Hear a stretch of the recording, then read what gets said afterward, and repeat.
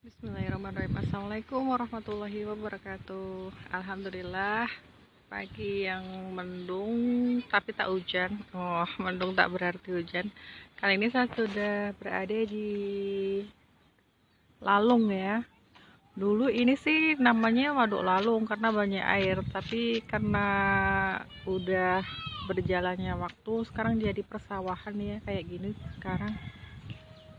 Kalau sekitar beberapa tahun yang lalu sih ini penuh dengan genangan air ya. Tapi setelah saya tanya-tanya tadi sama bapaknya yang kerja di sekitaran sini di persawahan ini, ternyata Waduk Lalung itu udah lama juga kering karena emang nggak ada hujan ya. Jadi udah dipakai untuk sawah kayak gini.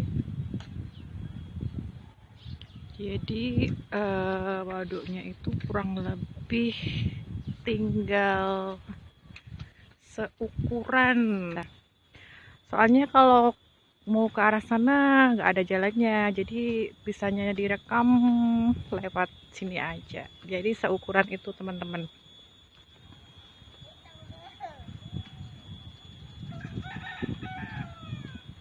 Nah, seukuran itu aja. Baiklah teman-teman. Assalamualaikum warahmatullahi wabarakatuh.